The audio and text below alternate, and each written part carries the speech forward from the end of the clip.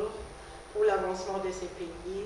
Mesdames, Mesdemoiselles et Messieurs, bienvenue dans votre émission MB Débat. Comme vous le savez, tous les jours, nous sommes là pour décortiquer l'actualité, les questions de l'heure, ce qui se passe dans notre pays, pour apporter notre pierre de construction, comme on le dit. Vous le savez très bien que cette émission a toujours été avec des invités. Alors aujourd'hui, je ne suis pas toute seule, comme d'habitude. J'ai deux analystes politiques avec qui nous allons débattre sur les questions de l'heure, comme je l'ai dit. Alors, j'ai à côté de moi Monsieur Pius Romer Roland. On m'a dit, vous invitez quelqu'un comme Pius sur votre plateau, vous créez des problèmes. J'espère qu'aujourd'hui, ce ne sera pas le cas. Donc, il est journaliste politique et analyste politique aussi. Merci. Bonjour, Pius Romer Roland. Bonjour, chers consoeurs. Merci beaucoup. Je ne suis pas un problème, sauf que je dis la vérité sur certains nombres de points que beaucoup ne veulent pas entendre cette vérité, alors qu'elle est crue. Nous sommes une mémoire fraîche qui doit rappeler souvent aux Congolais d'où nous venons, où nous en sommes, où nous allons. C'est ça ma préoccupation. Et dans mes plus de 20 ans de métier, je n'ai jamais connu un problème dans la presse.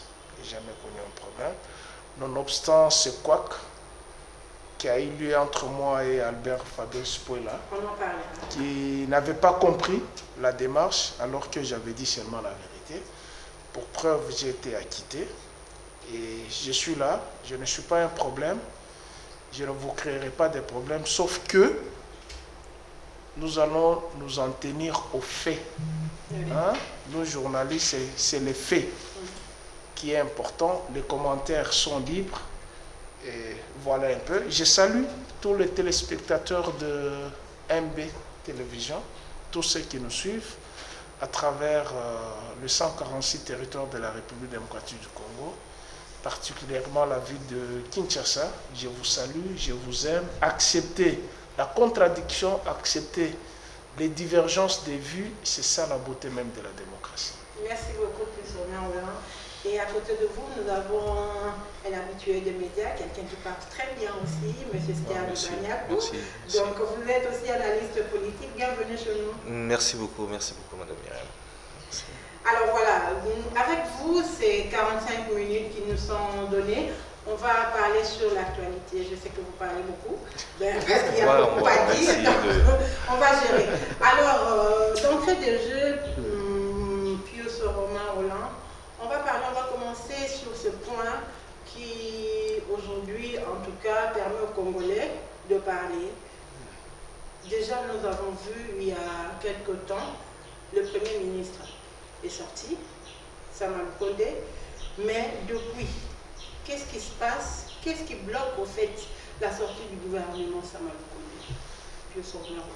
Bon, je ne suis pas dans les secrets de Dieu pour savoir ce qui bloque la sortie du gouvernement, mais sauf que je sais que lorsque les prémices sont mal jetées, les conclusions ou les développements seront biaisés. Nos institutions ont été chamboulées, les institutions classiques. Durant tout le règne de Joseph Kabila, il s'est battu pour mettre en place les institutions de la République. Vous savez d'abord qu'il a hérité un pays en guerre, après l'assassinat de son père. Les pays en guerre, le Congo était officiellement en guerre, attaqué par ce voisin en 1994. Lorsque Léon Kengo Andondo était Premier ministre, c'est à ce moment-là que la France, avec l'opération turquoise, demanda à Léon Kengo Andondo d'ouvrir les couloirs humanitaires pour que les réfugiés rwandais viennent au Congo. Malheureusement, ces réfugiés sont venus avec armes et machettes au Congo. Et après, c'est la guerre de libération en 1996. Et le couronnement, c'était le 17 mai 1997. Et en cette période, avant ça, nous avions les 7 années de disette de la transition entre Mobutu et Tshisekedi qui s'est disputé le poste de Premier ministre. Il n'y avait aucune institution classique. Nous avions les ACRPT, nous avions les conclaves, nous avions ceci, les bureaux politiques. Il n'y avait ni Parlement, ni Sénat, ni... En tout cas, tout était des gouvernements parallèles. Vous avez un gouvernement à Limité, vous avez un gouvernement à Moamba, vous avez un Parlement au Palais du Peuple, vous avez un Parlement au Palais de la Nation. Voyez un peu dans quelle situation les Congo étaient. Et Joseph Kabila a pris le pouvoir, il s'est battu pour mettre en place les institutions classiques. La présidence de la République, le Parlement avec 2 chambres, l'Assemblée nationale et le Sénat, et puis le gouvernement. Bien que cela ait été dérangé avec les multiples guerres, mais les institutions classiques y étaient. Mais malheureusement, après la passation de pouvoir, voilà son successeur qui vient, il chamboule le tout. Il va d'abord corrompre les députés, puisque aux sorties des urnes proclamées provisoirement par la CENI, confirmées par les cours, par la Cour constitutionnelle, les 2 institutions ont déterminé que telle famille politique a autant de députés, telle famille politique a autant de députés. Voilà. Et au Congo, depuis le processus électoral, les 3 processus électoraux, nous n'avons jamais eu un parti politique qui a la majorité absolue. Il y a toujours la majorité relative. C'est ce qui appelle aux alliances. Il y a eu la naissance de courants politiques ou de plateformes politiques. FCC, CACH, Lamuka. Les 3 courants qui étaient à l'Assemblée nationale. Et ça s'est défini comme ça. Et même à l'Assemblée nationale, il y a eu des déclarations écrites. L'FCC a autant de députés. Le CACH a autant de députés. Lamuka a autant de députés. Mais dans la magnanimité de Joseph Kabila, qui avait la majorité avec son FCC, il tend la main à son successeur. Vous ne pouvez pas rester avec la présidence. Viens, on compose le gouvernement. Parce que, en toute logique, c'est le FCC qui devrait avoir la majorité de ses ministres au gouvernement. Mais son partenaire privilégié, Joseph Kabila, a tendu la main à son successeur pour qu'on organise le gouvernement. Pour que tout le monde soit ensemble et qu'il n'y ait pas de frustration. Et voilà, par les conseils de certains diables, de certains offices, on dit à Tshilombo, non, il faut déboulonner le système. Parce qu'il y avait un blocage, vous le savez. Ces gens qui ont gouverné pendant plus de 18 ans, si on doit le dire, aujourd'hui ils ont eu la majorité et vous saviez comment les choses étaient en train de marcher. Il y avait toujours des blocages qui ne permettaient pas au président de la République, Félix Antoine, de bien travailler. Non, alors le déboulonnement... Non, ça c'est un mensonge. Il n'y a jamais eu de blocage du FCC. Je vais vous donner quelques preuves. Vous avez par exemple le programme de 100 jours. Joseph Kabila a laissé plus d'1,8 milliard de dollars dans la caisse, alors que lui n'avait rien trouvé. Il a laissé l'argent dans la caisse. Cet argent, quand il a été pris pour nous construire ce que j'appelle les moutons saute-moi, il n'y a pas eu de blocage. Est-ce qu'il y a eu blocage? Quand l'argent est sorti, pour construire... Le président devait marquer ses 100 jours. Mais comment on ne l'a pas bloqué? Qui présidait le conseil des ministres? Toutes les décisions étaient là. Non, il y avait ce qu'on appelle la gestion du pays qui échappait au chef de l'État. Il ne savait pas qui devrait prendre telle décision. Il ne pouvait pas s'amener à la banque comme ça, ni au ministère des Affaires, des Finances, pour dire faites-moi sortir de l'argent, il y aura ça. Non, il y a toujours une chaîne de dépenses. Et il faut suivre cette chaîne de dépenses. Elle n'était pas dans cette logique. Du fait qu'ils n'ont jamais géré la République. Ils pensaient gérer la République, c'est comme ils géraient les partis politiques délimités. Joseph Kabila aussi n'avait pas géré la République quand il avait eu le pouvoir. Heureusement pour lui, il avait un père qui était chef de l'État et lui était chef d'état-major. Donc il avait quelques manières de gérer. Voilà. Et on en arrive, on déboulonne, soi-disant, le système avec la corruption des députés, pour créer ce qu'on appelle l'union sacrée, mais que moi j'appelle canne à sucre, puisque bientôt là, le sucre va se vider. Ils vont revenir à leurs amours, Tu comprends? L'union sacrée qui n'a aucun... Moi, personnellement, je n'arrive pas à comprendre. Vous allez prendre des gens, vous les mettez ensemble pour que vous vous constituez un matelas à créer un parti, à former le gouvernement. Et vous entendez les déclarations. D'une part, c'est nous qui avons fait partir Mabunda, nous devons avoir notre quota. C'est nous, les pionniers des terres, nous devons avoir notre quota. Or, si on allait respecter l'ordre institutionnel de la majorité au Parlement, de la minorité au Parlement, on n'allait pas avoir un problème. Mais on croyait que la visite de Moïse Katumbi auprès du Premier ministre, c'était pour le féliciter, l'encourager à faire de bonnes choses, mais aujourd'hui, sous les coulisses, on voit déjà, c'est déjà connu, l'ensemble doit avoir les budgets, doit avoir le plan, toutes ces choses-là. Alors moi, j'aimerais déjà d'emblée revenir d'abord sur le blocage qui est en train de connaître le Premier ministre Sama Lukonde. Je ne veux pas non plus contredire ce que mon frère a dit, mais je ne veux pas faire un rappel de l'histoire et je ne pense pas que le blocage commence au jour d'aujourd'hui avec Sama Lukonde. Ça serait quand même aussi cette petite mauvaise foi politique de dire que le blocage pour la sortie d'un gouvernement débuterait aujourd'hui avec le gouvernement de l'Union sacrée. Je ne suis pas non plus en train de cautionner ce que ces soi-disant pionniers de l'Union sacrée sont en train de faire, parce que c'est quand même jeter en pâturage ce qui est même la fonction d'homme d'État. Il est pour moi très mal poli de passer à la télé pour dire que, tiens, moi, j'ai signé la pétition de Janine Mabunda pour qu'elle parte, et après ça, il faudrait me donner un poste de ministre. D'abord, ça veut dire lorsqu'on chasse Mabunda, on le fait sans pour autant avoir une conviction claire. La conviction qu'on a, c'est la soif du pouvoir. Et je pense que selon moi déjà, Monsieur Lézière Tamboué, qui est honorable, devrait, selon moi, passer à la télé pour demander pardon au peuple congolais pour cette phrase. Donc, de là, je reviens rapidement à dire que la sortie du gouvernement, je n'aimerais pas qu'on le prenne comme si c'est M. Sama Lukonde qui commence avec cette habitude de faire traîner un gouvernement. M. Sama Lukonde ne fait pas traîner, mais il se retrouve face au gros poisson.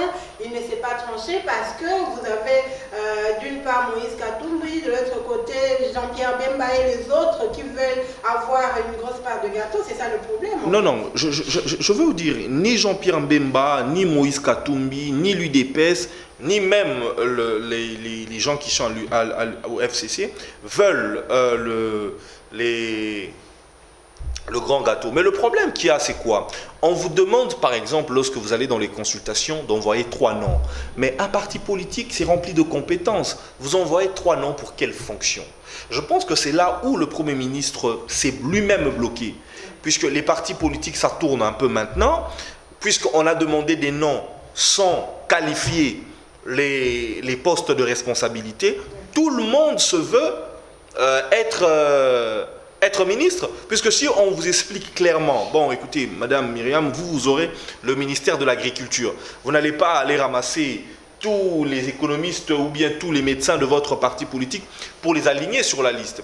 Vous allez probablement prendre des gens qui ont une compétence, des agronomes et ainsi de suite, et les mettre sur votre liste pour être ministre. Mais là où le blocage, selon moi, a été consenti, en dehors de la petite vorace de nos députés qui pensent être aujourd'hui les maîtres du jeu, puisque selon eux, ils ont destitué Mabunda, et de l'autre côté, les sénateurs aujourd'hui qui réclament, puisqu'ils ont destitué Tamboué Mwamba, ainsi de suite, il y a eu ce problème-là de communication au niveau du Premier ministre. Le Premier ministre ne pouvait pas dire aux gens, envoyez-moi 3 noms, simplement, et je veux faire de vous ministre. Selon quoi? Donc ça veut dire dans ce pays, on peut devenir ministre sans pour autant avoir une quelconque compétence. Donc ça veut dire nous autres qui nous donnons le devoir ou nous donnons la discipline de nous investir dans des domaines pour pouvoir remonter la République, on ne servirait aujourd'hui à rien. Puisqu'il suffit d'envoyer 3 noms et pire encore selon peut-être votre ethnie ou ainsi de suite. Le blocage pour moi, il réside d'abord dans ce que le Premier ministre avait mal fait ça demande aux partis politiques, il y a eu cet engouement, mais aussi parce qu'il y a des députés qui ne veulent pas comprendre que la séparation d'un État veut que les compétences soient aussi celles qui conduisent, au lieu que ce soit simplement, puisque je suis passé député, et nous tous nous savons comment la plupart sont passés députés, et ça commence quand même à choquer, à blesser, puisque nous qui sommes dans des partis politiques, croyez-moi madame, on en voit de toutes les couleurs.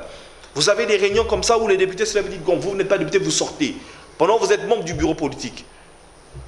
Donc je pense que tout cela doivent être mis aussi à la charge du retardement de la sortie de ce gouvernement. Après, bon, certains peuvent dire il y a eu chamboulement des institutions, voilà pourquoi, comme tous Romain était en train de le dire. Mais effectivement, il parle de chamboulement des institutions parce qu'il y a des gens qui veulent faire croire que l'union sacrée, c'est d'abord un appétit vorace d'être ministre. On a perdu le sens même lorsque le chef de l'État a fait son discours de 6 minutes. Certes, le FCC, nous sommes sentis peut-être blessés et, par certains propos, mais de là, les 6 minutes, ce n'était pas pour aller dans un débat de partage de pouvoir. Ça aussi, c'est quelque chose, selon moi, dont l'union sacrée doit vite... Donc, une désunion dans l'union sacrée, plus Romain Rolland, parce que le Premier ministre se retrouve, comme l'a dit M. Stern, il se retrouve bloqué parce qu'il y a des gros poissons, il y a Moïse Katumbi qui doit prendre les budgets, qui doit prendre le plan et d'autres. Il a, bon, ensemble, on doit dire 5 ministères et puis, alors, le président de la République ne doit pas aujourd'hui trancher par rapport à cette chose pour débloquer quand même, parce que la population a besoin d'un gouvernement pour que les choses quand même puissent commencer à rouler. Parce que là, tout est bloqué aussi, le pays, c'est tout un pays qui est bloqué. Je suis tenté de dire une phrase biblique, qu'est-ce qui sortira des bons de Galilée? Je suis tenté de dire, qu'est-ce qui sortira des bons de l'union sacrée? Je vous ai dit, lorsque les prémices sont mal jetées, le reste, vous n'en trouverez rien de bon. Ça, c'est philosophique et c'est logique. Puisque le pays doit avancer. Mais le pays doit avancer, le pays a été déjà chamboulé. Il faut commencer par remettre les institutions en ordre. Il a cité certains noms de députés nationaux que moi je n'aime pas citer. Puisque j'ai la nausée. Vous avez peur d'avoir... Non, je n'ai pas peur. J'ai la nausée. Et tu le sais que moi, j'ai passé tout mon temps au Parlement. Je connais tous ces mondes-là. Ces députés-là, je les connais. C'est-à-dire à l'heure actuelle, si moi, Pius Romain Rolland, je serais député national, je ne tenterai pas à aller chercher un poste ministériel. Vous savez pourquoi? Dans l'ordre institutionnel, je suis préséant que le ministre. Moi, député national, je suis préséant que le ministre. Ils ne le savent pas. Donc, ils sont allés, ils ont trompé la population. Que nous serons vos parlementaires, c'est-à-dire parler et mentir au Parlement, non pas pour aller légiférer, non pour aller chercher les postes à l'exécutif. Pourquoi on va chercher les postes à l'exécutif? Puisque c'est là où se trouvent les mangeoires. Peuple congolais, on vous a toujours menti. 2023, il faut revoir les calculs. Et je sais que le Parlement se renouvelle à 90%. 90%. Mais ils vont attendre déjà à partir de l'année prochaine. Je reviens sur ce que mon frère a parlé du partage du gâteau. Écoutez, ces gens-là n'ont jamais eu du cœur, comme je le dis souvent. Ils n'aiment pas les Congolais. Ils aiment les Congos. Ce qui les intéresse, c'est l'argent. Leur famille, leurs femmes, leurs copines, leurs clans. S'ils aimaient bien le pays, ils devaient travailler pour l'avancement quand même de ce pays. Non, ils n'aiment pas. Imaginez-vous quelqu'un qui... Mais imaginez-vous que... Je pense que Stern a bien dit. Dans un parti politique, je l'ai toujours dit souvent, nous n'avons pas d'abord des partis politiques. Non, nous n'avons pas de partis politiques. Nous avons les clubs d'amis. Nous n'avons pas de partis politiques.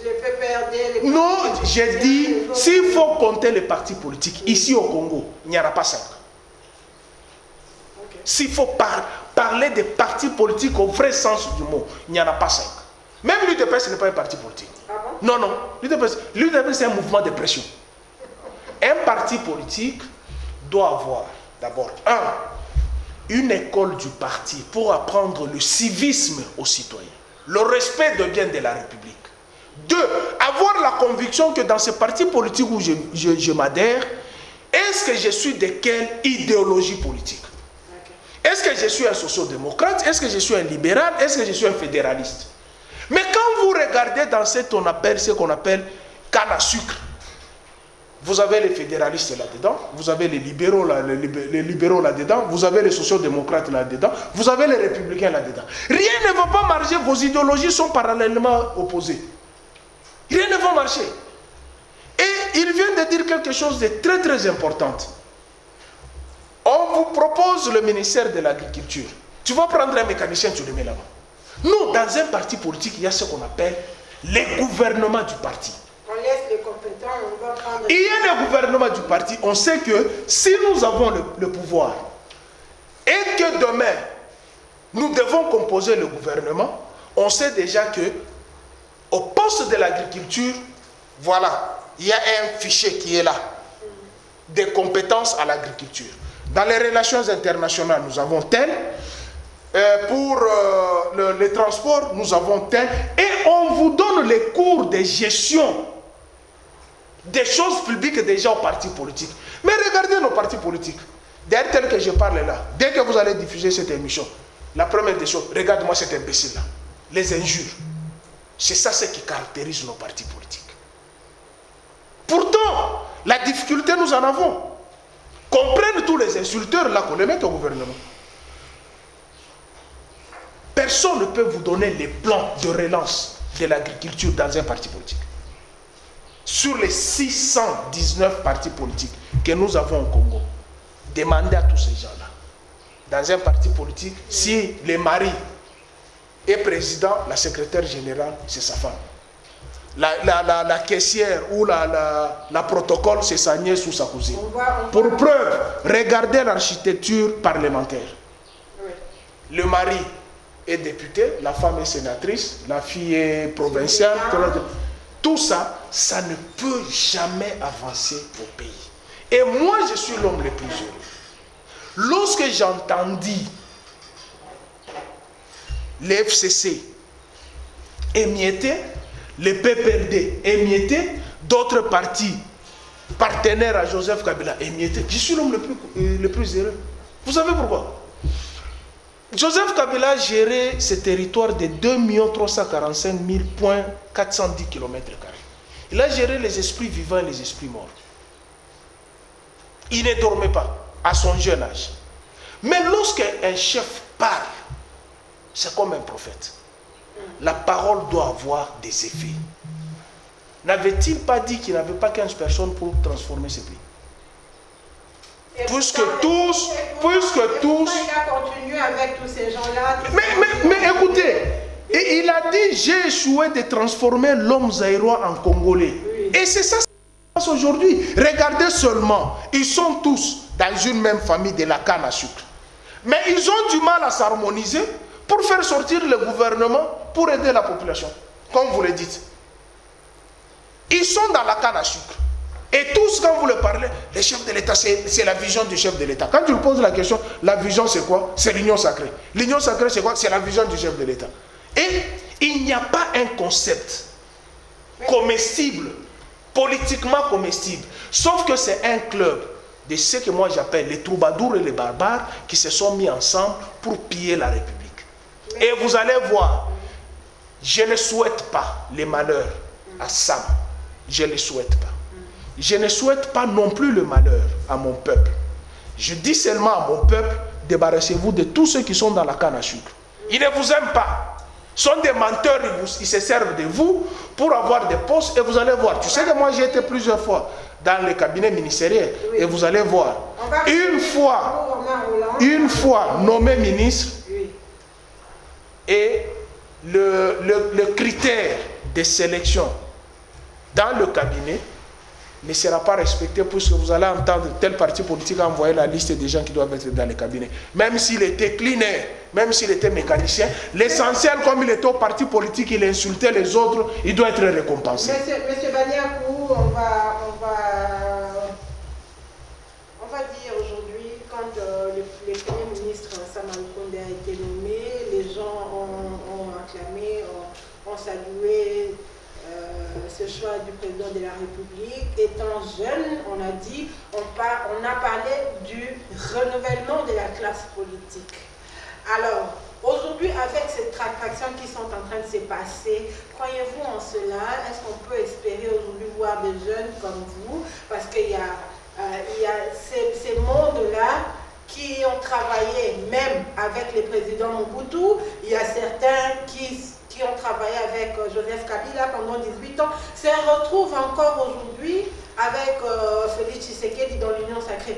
Croyez-vous aujourd'hui que le renouvellement de la classe politique serait encore quelque chose qui doit être sur la table? Bien, évidemment, le renouvellement de la classe politique, c'est quelque chose qui doit être sur la table et toujours et continuellement. Mais le problème, c'est comment est-ce qu'on aborde?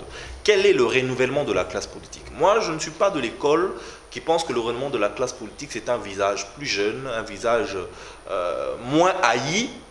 Non, je ne pense pas. Je ne pense pas que le renouvellement de la classe politique, c'est celui-là. Mais pourquoi pas donner la chance aux jeunes? On a vu voilà. les papas comment ils ont géré la... Non, mais écoutez, si vous donnez... vous savez, le Congo a toujours été dirigé par des jeunes. Ça, c'est ce qu'on ne le dit pas.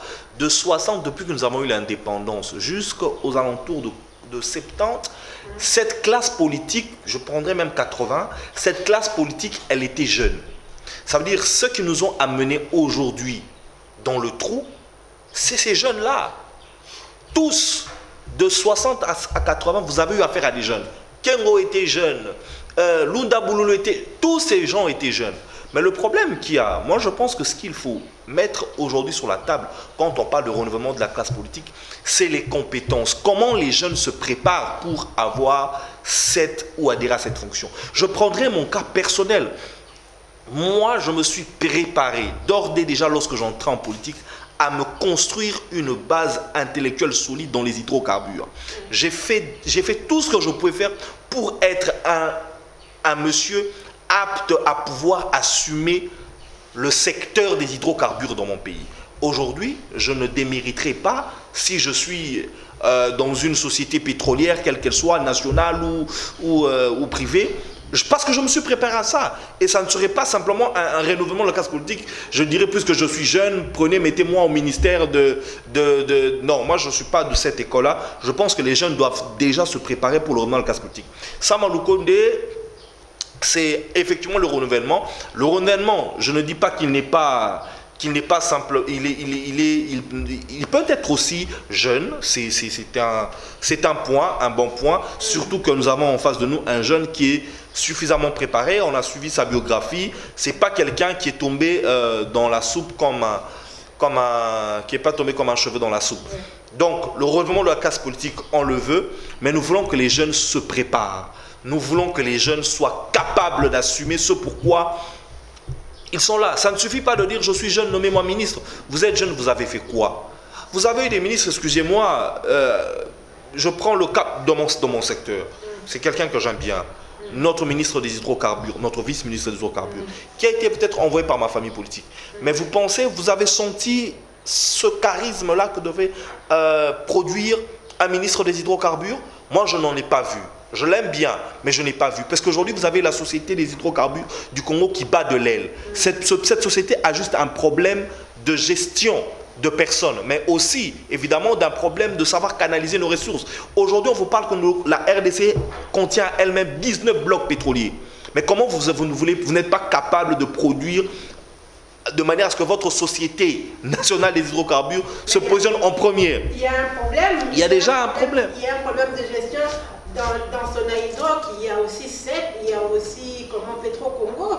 Alors, il y a ce problème de personnel, au fait, qui est en train de... Le problème de personnel, je ne pense pas problème d'impulsion. La République démocratique du Congo produit suffisamment en hydrocarbures, financièrement même, pour que la seule société que nous avons aujourd'hui soit capable... Parce que, en fait, le problème, c'est que le Congo se contente, le Congolais se contente de se dire j'ai 40% dans toutes ces sociétés pétrolières qui arrivent à s'installer, ce qui est notre propre société qui peut produire 100% de bénéfices de nos hydrocarbures, on n'est pas là. C'est un problème de leadership. Ça veut dire le ministre qui arrive, il se contente d'avoir ces 3-4 millions qu'il récolte un peu chez les privés qui sont là, mais il ne veut pas investir. Vous savez que pour faire une introspection, une prospection pétrolière en offshore, ça nous demande que 2 millions de dollars.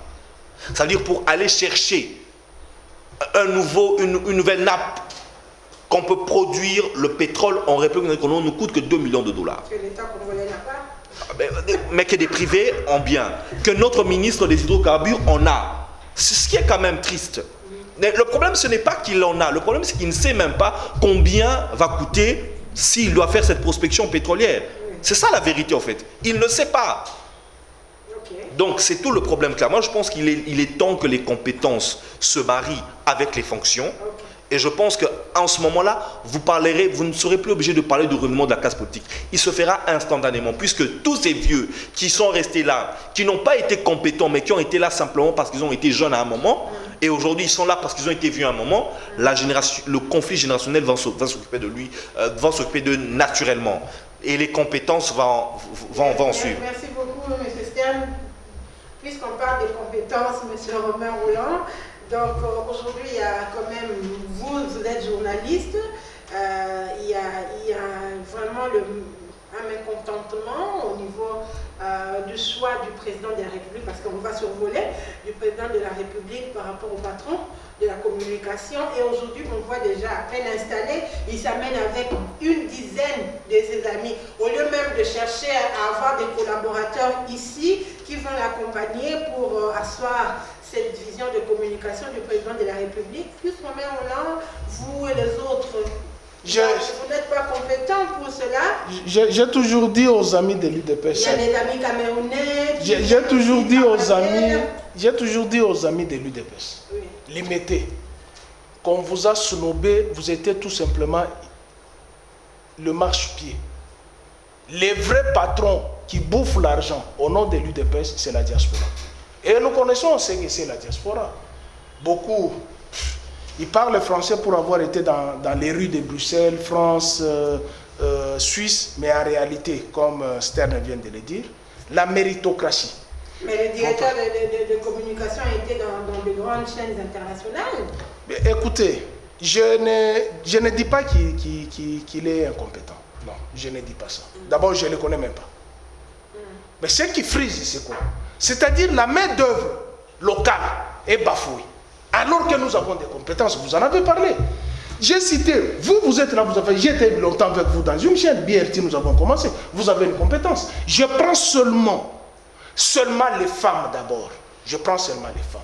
Vous avez Mimi Ngumba, vous avez Fez Amika, vous avez Angèle Kanam, vous avez Laurette Mandala, vous avez vous Mimi, vous avez Gisèle Bombele, Paulette Kimuntu, vous avez Élisée Odia.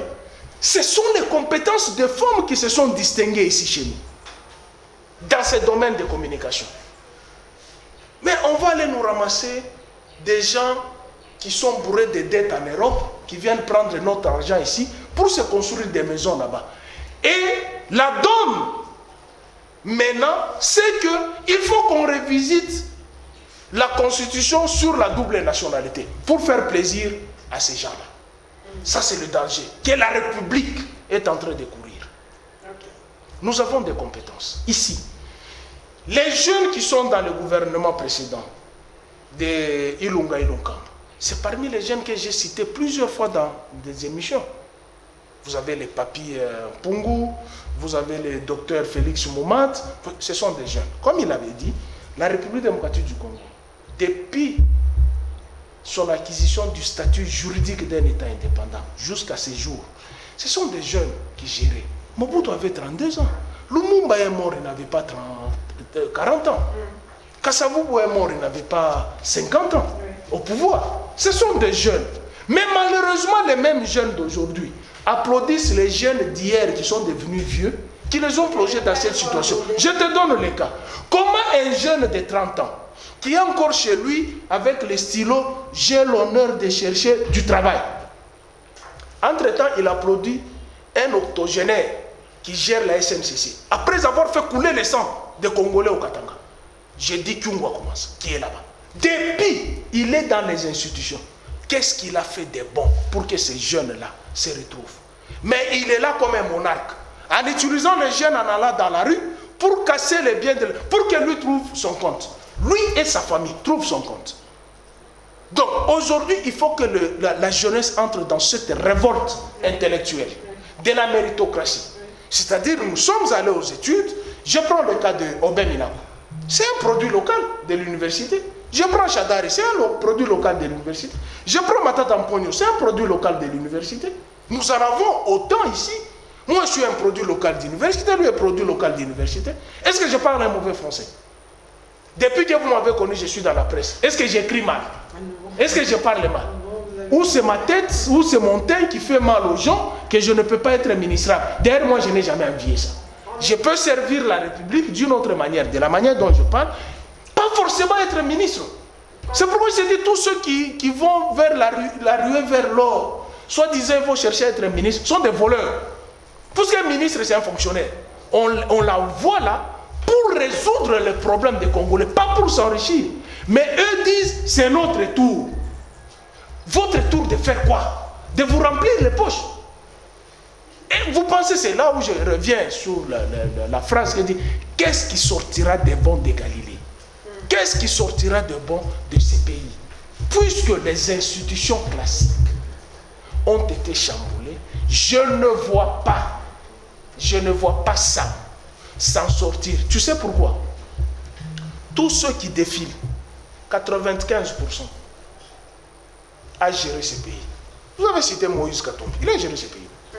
Vous avez cité Bemba, il a géré ce pays. Vous avez cité Fayoul, il a géré ce pays.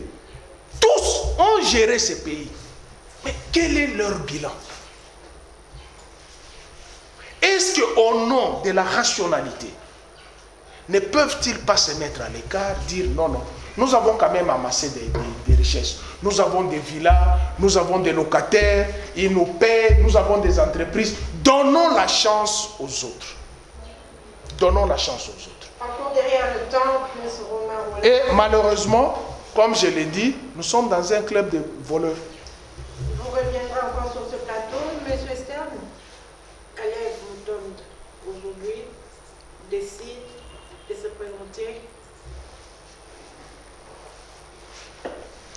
Bon, moi je pense que c'est une décision courageuse qu'il a prise, et il faudrait ici comprendre, je l'ai dit d'ailleurs lors d'une émission, je pense que c'était sur Canal Presse, qu'il faudrait maintenant qu'au ce jour, l'on comprenne pourquoi nous ne voulons pas que Kalev soit entendu de cette manière-là. Pourquoi je le dis? Il a été quand même responsable d'un service spécialisé de l'État congolais, qui est en plus la sécurité. Je conçois mal que Kalev soit interpellé de cette manière-là. Ça, c'est mon avis personnel. Donc, je ne suis pas du tout d'accord que les choses soient faites de cette manière-là. Je ne suis pas non plus d'accord qu'il ait fait tout ce temps de cavale, mais où je condamne l'ancien AG de l'ANER, c'est qu'il s'est lui-même érigé, non pas comme un agent secret, mais comme un agent public de l'État. Au Congo, tout le monde savait que lorsqu'il est passé là, c'est Kalev. Vous savez, vous pouvez aujourd'hui, tous ces gens qui disent que non, Kalev, c'est parce que lui-même, il s'est présenté comme ça. C'est parce que lui-même, lors des interrogations, il arrivait, je suis Kalev Moutombe, AG de l'ANER, voilà ce que je suis en train de... Et c'est ça parce que un agent secret, mais madame, qui le connaît? Qui connaît l'agent secret? Personne, mais c'était l'agent secret le mieux connu de la République. C'était notre star. Lorsqu'il passe, tout le monde sait que c'est Kalev qui est passé. Et je pense qu'à l'avenir, les prochains agents qui arriveront derrière lui, doivent apprendre à avoir cette discrétion. La première fois que moi j'ai rencontré l'ancien AG, comment il s'appelle, Darouézi, j'étais surpris. Lorsqu'on me parlait de Darouézi, moi j'avais l'image dans ma tête d'un monsieur lent, fort, grand. Mais lorsque je vois, c'est un monsieur assez... Non, j'étais surpris. Mais aujourd'hui, Caleb, nous l'avons tous en noté. Bon, je ne sais pas qu'est-ce qui s'était passé sous l'ère Caleb Mouton, mais je pense que le problème, il est là. Il est victime, en fait, de sa propre publicité. Mais c'est quand même un pas qu'il se soit présenté devant les juridictions. Plus y a ajouté là-dessus? Oui, je pense que cette chasse à la sorcière de ce nouveau régime ne favorise pas la paix au Congo. Vous savez, Caleb, d'abord, c'est un agent de secret. Il a travaillé à l'Agence nationale de renseignement. Comme le dit Stern, la publicité, oui, on voit déjà, je prends l'exemple d'une vieille démocratie, les États-Unis. Lorsque le président de la République est proclamé nommé, il nomme son administration. Vous attendez à la CIA, il a nommé tel, c'est connu. Mais ici, nous étions en face de deux blocs. Un bloc de perturbateurs de la République et un bloc de gens qui gardaient les acquis de la République. Parmi les perturbateurs de la République, ce sont ceux-là qui ont accusé Caleb, soi-disant, des tortures. Là, on ouvre une boîte à Pandore puisqu'on va récupérer tous les agents de secret. On doit les entendre. Je ne vois pas Caleb avec un fouet pour aller chicoter Mouyambo. Il faut d'abord poser la question. Mouyambo avait été arrêté pourquoi? Et pourquoi avait-il été amené à l'ANR? Est-ce que la sécurité de l'État était menacée? Moi, je vous rappelle, parmi ceux qui l'ont accusé, il y a un qui me disait, nous allons assassiner Kabila. Arrêter, c'était une chose, et puis torturer aussi. Non, écoutez, madame. Il est accusé aujourd'hui par rapport au écoutez, madame. Écoutez, madame. Voulez-vous que je vous enlève ma chaussure? Quoi? Ce que j'ai subi au parquet les 3 jours dans les urines. Mais écoutez, à un certain moment, hein, je ne dis pas que Caleb est sain, mais je me dis, on ouvre une boîte à Pandore, c'est-à-dire le service des renseignements est mis à nu. Parce que lorsque vous allez l'amener devant le parquet, devant la juridiction, il aura des choses à dire. Et il va relever les secrets d'État qui concernent certaines personnes qui sont au pouvoir. Puisqu'il a géré le renseignement, je pense que ceux-là qui l'ont accusé, en âme et conscience, parce que j'ai entendu, moi j'étais en prison, j'ai entendu quelqu'un, oh non, il ne vomissait même pas le sang. C'était les boîtes de tomates qu'il faisait. Donc, des scénarios comme ça, puisque vous voulez tout simplement vous attirer la sympathie de la population. Attention au nivellement, puisqu'il vient de déposer aussi une plainte. Attention au nivellement. Puisque c'est un agent de renseignement, il risque de faire sortir des dossiers contre ces gens-là et ça sera fatal. Nous sommes arrivés presque à la fin, on nous signale. Mais on va prendre rapidement par rapport à ce qui se passe aujourd'hui. Il y a quand même des flambées des prix par rapport aux denrées alimentaires, des premières nécessités. On n'a plus de routes, les tas de routes sont délabrées, nous n'avons plus d'électricité. Rapidement, en tout cas, madame, les tableaux, la régie des eaux, le tableau est sombre. Oui. Moi qui vous parle, je viens de passer 2 semaines. Je n'ai pas l'électricité puisqu'il y a un câble de 5 mètres qui s'est brûlé. Seulement 5 mètres. J'ai demandé aux agents de la SNE, ils disent, nous n'en avons pas. Alors que le cuivre est en train d'être produit au Katanga. L'étain est en train d'être produit. Mais nous n'avons pas de câble. La SNE n'a pas de câble. Je vous dis, je suis à ma 2e semaine sans électricité. Même ma petite provision que j'en avais, je l'ai transférée ailleurs. L'eau, n'en parlons pas. Il y a des quartiers où l'eau est devenue presque un diamant, alors que nous avons les cours d'eau. Ici, pleinement. Après d'une semaine, il n'y a pas d'eau, donc... Est-ce que vous vous rendez compte un petit? Quant au prix des denrées alimentaires, c'est ici où je salue mon ami Papi Tamba, qui a fait une étude comparative. De 2018 à ce jour, Vous avez le pain, vous avez les vidéos qui circulent. Si vous n'en avez pas, je vais vous donner des gens qui se plaignent. Rien que de la quantité du pain par rapport à son prix d'aujourd'hui et d'hier. Puisqu'on ne veut pas, il n'y a pas moyen de monter les prix, donc on joue maintenant sur... Vous rendez un peu compte de ça. Moi, j'aurais voulu parler beaucoup plus du marché central, puisqu'on en a discuté derrière la caméra. Moi, je suis favorable qu'on délocalise ces marchés. Voilà, c'est la question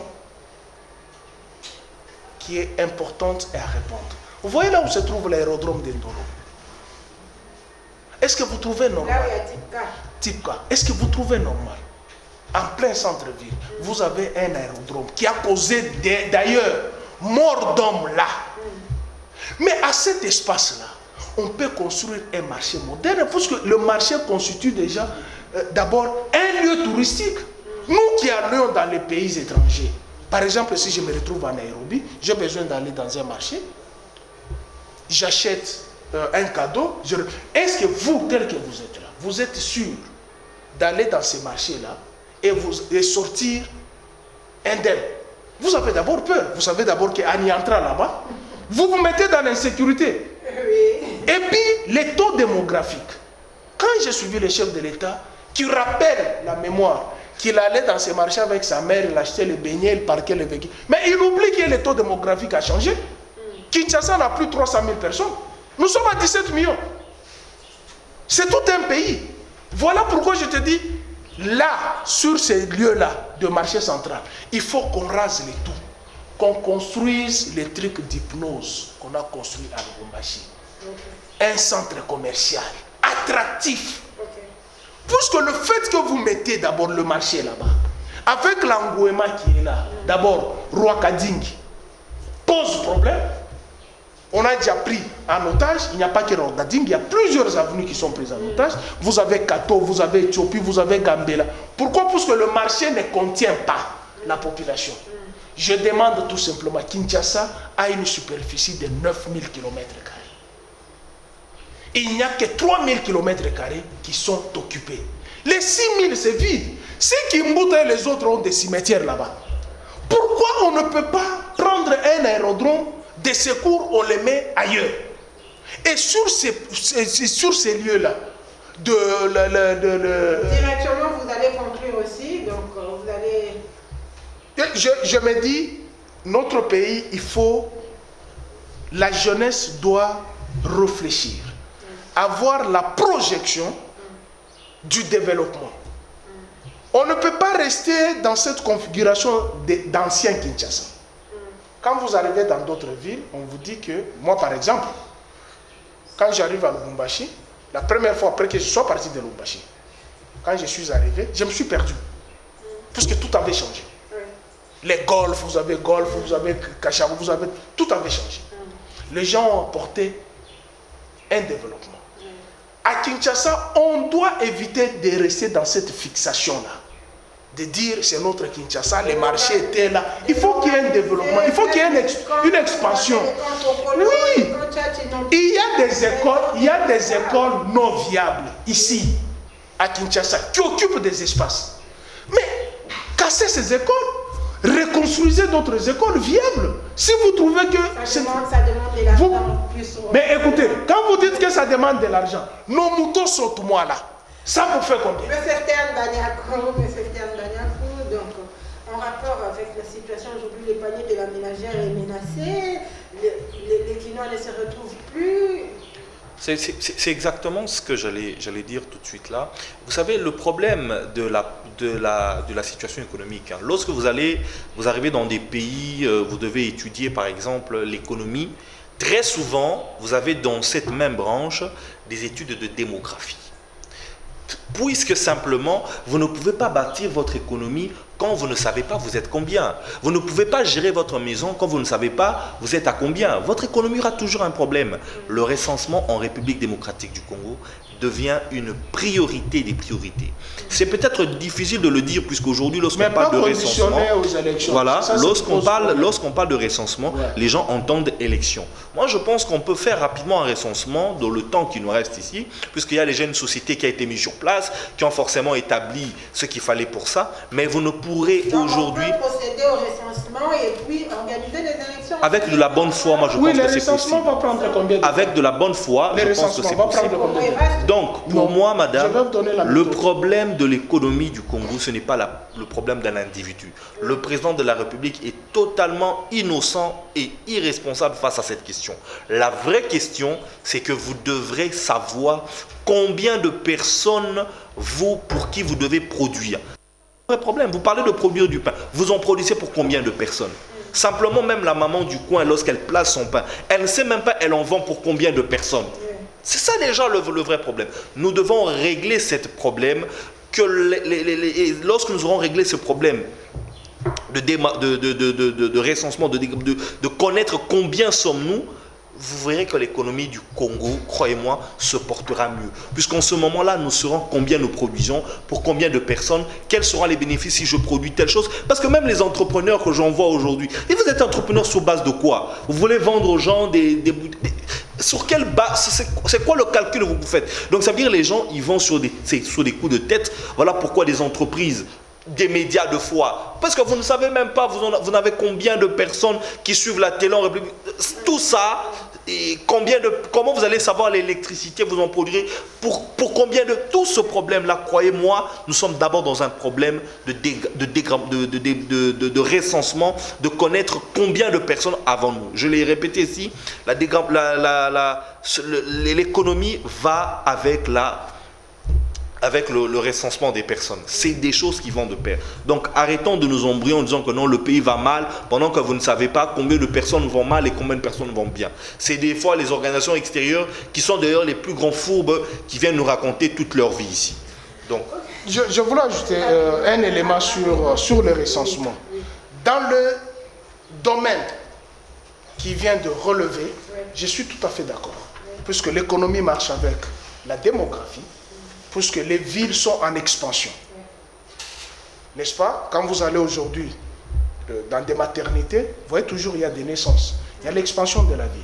C'est pourquoi, dans le cours de l'économie de développement, on y met beaucoup plus l'accent sur l'expansion. C'est pourquoi je vous ai dit Kinshasa, à 9000 km², il n'y a que 3000 km qui sont occupés, les 6000 km sont inoccupés. Donc, il faut délocaliser certaines infrastructures.